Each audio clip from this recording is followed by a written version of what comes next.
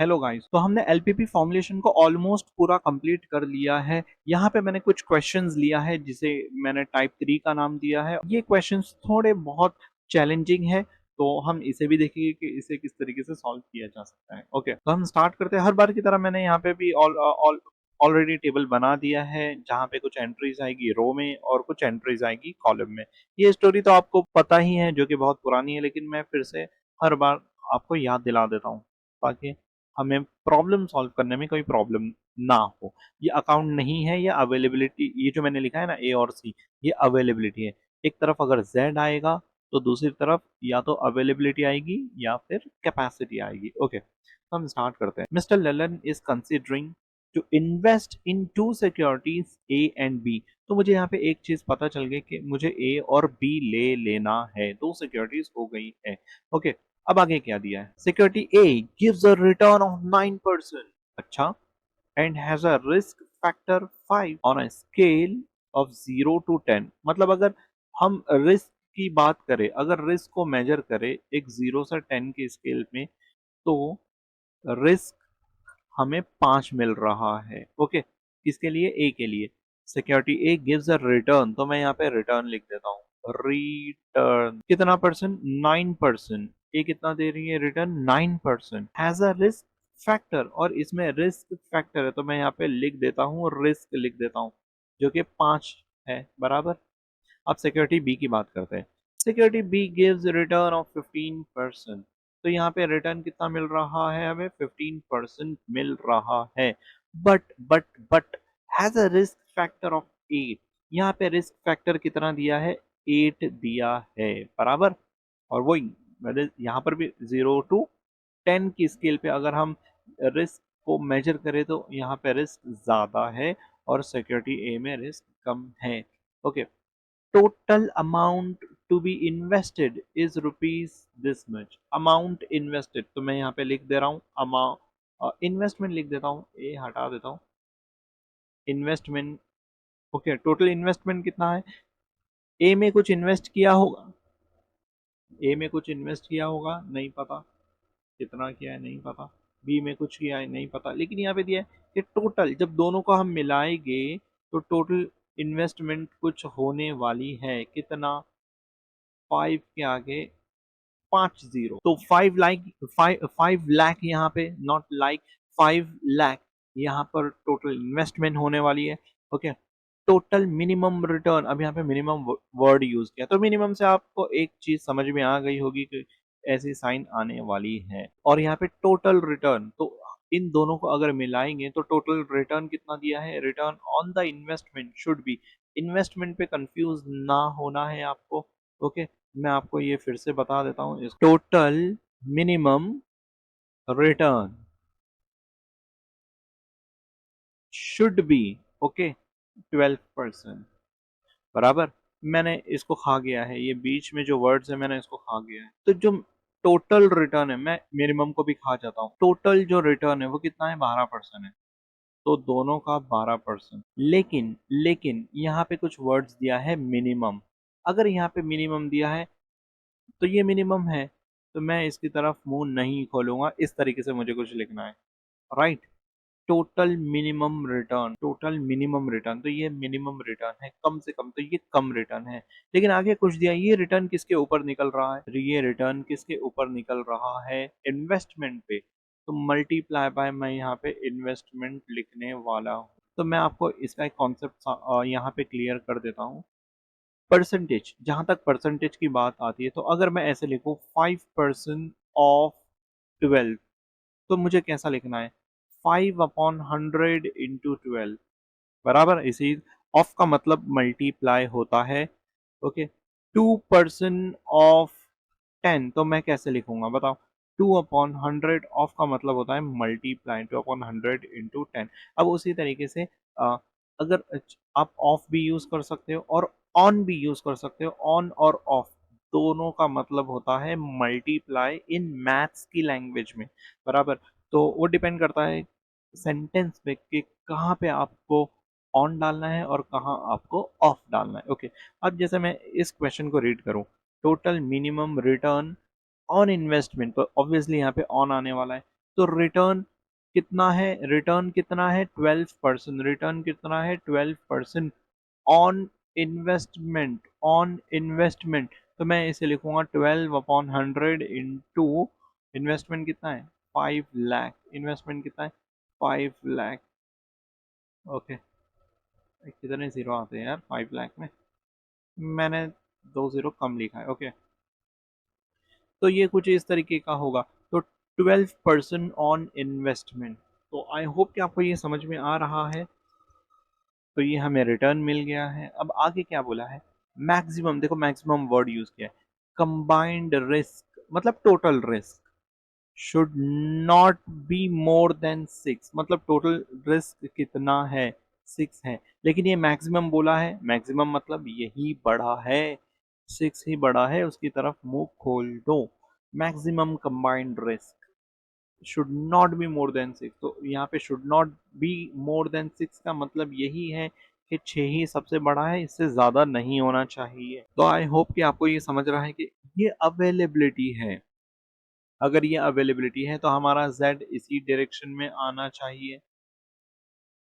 लेकिन कमाल की बात तो ये है कि इस क्वेश्चन में z ही गिवन नहीं है। देखो, आप कहीं पर भी आपको प्रॉफिट वगैरह कुछ दिख नहीं रहा है, डायरेक्टली बोल दिया है फॉर्मुलेट कर दो इसको। तो आई होप कि आपको ये समझा है। अब हम इसे किस तरीके से सॉल्व करेंगे। तो गाइस सॉरी, ये जो प्रॉब्लम है वो इन्वेस्टमेंट के ऊपर है, और इन्वेस्टमेंट में जो प्रॉफिट होता है वो है आपका रिटर्न। आपको रिटर्न कितना मिल रहा है। ओके, रेट ऑफ रिटर्न हम जिसे कहते हैं, जो कि हमें 9% दिया है, 15% दिया। तो गाइज यहाँ पे जो आपका z रहेगा, यहाँ पे जो आपका z रहेगा वो क्या होने वाला है, यहाँ पे आपका जो z रहेगा वो रिटर्न होने वाला है। और रिटर्न क्या दिया है हमें 9%। 9% का मतलब होता है 0.09, राइट। जैसे मान मैं आपको ये चीज बता देता हूँ परसेंट का। अगर आपको दिया है 9/100, अगर आपको दिया है 25/100, अगर आपको दिया है 25/1000, इस तरीके से ऐसा कुछ दिया है, तो हम इसे कैसे लिखेंगे। नीचे कितने जीरो है, 2 जीरो है, ठीक है। तो ऊपर नंबर क्या है 9, लिख दो 9, लेकिन नीचे तो 2 जीरो है। तो हमें 2 डिजिट से पहले पॉइंट लगाना है, हमारे पास एक ही डिजिट है, तो हम पहले जीरो लगाएंगे और इस तरीके से हम 2 डिजिट बना लेंगे और उससे पहले पॉइंट लगा दो। अब यहाँ पे 25, यहाँ पे तो ऑलरेडी 2 डिजिट है, नीचे 2 जीरो है, राइट। 2 जीरो मतलब 2 डिजिट से पहले पॉइंट, तो हमारे पास 2 डिजिट है, जीरो लगाने की कोई जरूरत नहीं, पॉइंट लगा दो, हो गया 0.25, ये हो गया 0.09, ये हो गया 0.025। यहाँ पे देख लेते हैं 25, यहाँ पे मैंने लिख दिया है। नीचे कितने जीरो है, 3 जीरो है, लेकिन हमारे पास 3 जीरो मतलब 3 डिजिट, हमारे पास 2 ही डिजिट है, तो हम एक डिजिट लगा देंगे अपनी तरफ से, तो ये हो जाएगा 0.025। आई होप कि आपको ये समझा है। अगर मान लो 9/10 होता, तो मैंने ये लिख दिया है नंबर। अपॉन 10 मतलब कितने डिजिट, अपॉन 10 मतलब एक जीरो मतलब एक डिजिट, एक डिजिट तो हमारे पास है ही, तो हम 0.9 ही लिखेंगे। तो आई होप कि आपको ये क्लियर हुआ है। तो इस तरीके की इन्वेस्टमेंट की प्रॉब्लम में जो z होगा वो आपका रिटर्न होगा। तो यहाँ पे 9% आपका रिटर्न है, मैं इसे 0.09 यहाँ पे लिख दूंगा। और जो b है 15%, तो मैं इसे 0.15 यहाँ पे लिख दूंगा। यही आपका z है, इस डायरेक्शन में आपको जाना है। ओके, तो मैं इसे मिटा देता हूँ, मैं इसे लिखता हूँ मैक्सिमाइज रिटर्न। को मैक्सिमाइज ही करना होता है, क्योंकि रिटर्न आपका प्रॉफिट होता है, जितना ज्यादा रिटर्न होगा उतना ज्यादा आपका प्रॉफिट। ये x हुआ, ये y हुआ, राइट। तो मैं यहाँ पे लिखूंगा 0.09x प्लस 0.15y, ये मैंने लिख दिया है। मैं इसे भी मिटा देता हूँ थोड़ा अपनी सहूलत के लिए। सब्जेक्ट टू, अब सब्जेक्ट टू में क्या आएगा, सब्जेक्ट टू में क्या आएगा, और यहाँ पे इन्वेस्टमेंट क्या हमें पता है, यहाँ पे कितने इन्वेस्टमेंट किया है। 5 लाख में 3 लाख यहाँ पे दिया है, 2 लाख यहाँ पे दिया है, ऐसा कुछ है नहीं, हमें नहीं पता कि ए में कितना डाला है और बी में कितना डाला है। तो हम इसे सिंपली एक्स और वाई ले लेंगे। ओके, तो यहाँ पे आएगा एक्स प्लस वाई, और 5 लाख के साथ, और 5 लाख के साथ ऐसे दिखने वाली साइन, 5 लाख के साथ कैसे दिखने वाली साइन होगी, क्योंकि इन्वेस्ट इसके, ये इन्वेस्ट कितना कर रहा है, इन्वेस्ट कितना कर रहा है 5 लाख रुपीज, तो 5 लाख ही मैक्सिमम हो गया। ओके, यहाँ पे हम मिनिमम नहीं लेंगे, क्योंकि यहाँ पे कहीं बोला है क्या मिनिमम, टोटल अमाउंट इतना बोला है, टोटल अमाउंट। मान लो अगर आप मार्केट में जा रहे हो और आपने घर से पैसे ले लिए 20 रुपए, 30 रुपए, 100 रुपए, आप 100 रुपए जेब में डाल के निकलते हो घर मार्केट के लिए। ओके, तो जब मार्केट में आप पहुंचते हो तो आपके पास कितने पैसे रहेंगे? मैक्सिमम पैसे आपके पास कितने रहेंगे? 100 ही रहेंगे। क्या वो 101 हो जाएंगे? नहीं, मैक्सिमम 100 ही रहेंगे। तो इसी तरीके से इस केस में भी यहाँ पे इन्वेस्टमेंट के लिए कितने पैसे हैं? 5 लाख। तो हम इसे मैक्सिमम अमाउंट मान के चलते हैं। ओके, इसी तरीके से रिस्क फैक्टर में भी एक्स और वाई लगा दो, तो यहाँ पे हो जाएगा 5x प्लस 8y और लेस देन 6। ओके, बट यहाँ पे रिस्क फैक्टर एक छोटी सी चेंजेस है। रिस्क किसके ऊपर ली जा रही है? रिस्क ली जा रही है इन्वेस्टमेंट के ऊपर। ओके, इन्वेस्टमेंट पर, मतलब हमको इस इन्वेस्टमेंट पे इतना रिस्क करना है, इतना रिस्क लेना है।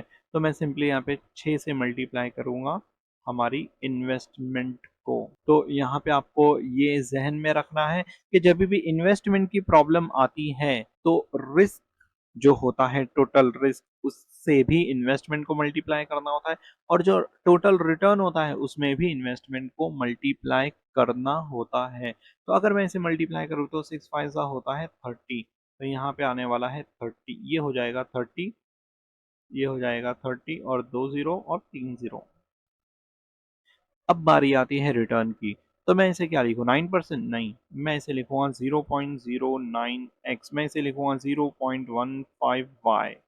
Okay, greater than equals to 12% on investment. अगर मैं 12% ऑन इन्वेस्टमेंट का निकालूं तो ये 2 0 से ये 2 0 कट, 12 5 60 होता है, तो मैं लिख दूंगा इसे 60। तो अगर 12 5 60 हुआ तो कितने जीरो बच जाते हैं? 3 0 बच जाते हैं। ओके, तो मैं यहाँ पे 3 0 इस तरीके से लिख रहा हूँ। तो आई होप कि आपको ये समझ में आया है। अब यहाँ पे बच जाती है boundary condition. Okay, boundary condition यहाँ पे बच जाती है, तो मैं यहाँ पे लिखूंगा x and y both are greater than, both should be greater than equals to 0। Okay, तो जब भी रिटर्न की प्रॉब्लम आती है, इन्वेस्टमेंट की प्रॉब्लम आती है, तो आपको एक चीज माइंड में रखना है कि जो z होता है वो आपका रिटर्न होता है। ओके, जो z लेना होगा आपको वो आपका रिटर्न होता है, तो रिटर्न से ही आपको z लिखना है। और दूसरा, टोटल, जब आप टोटल लिखोगे, जब आप टोटल रिटर्न लिखोगे, टोटल रिटर्न को मल्टीप्लाई करना है इन्वेस्टमेंट से, ये पॉइंट आपको माइंड में रखना है। और थर्ड पॉइंट जो है, रिस्क को, टोटल रिस्क को, नॉट रिस्क, टोटल रिस्क को। ओके, टोटल रिस्क को आपको मल्टीप्लाई करना है इन्वेस्टमेंट, दैट्स इट। तो ये 3 पॉइंट जब भी आप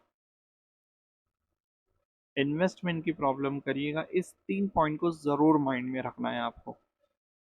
आई होप कि ये क्वेश्चन आपको समझ में आया है और इसका जो सॉल्यूशन है वो भी आप समझ गए होंगे।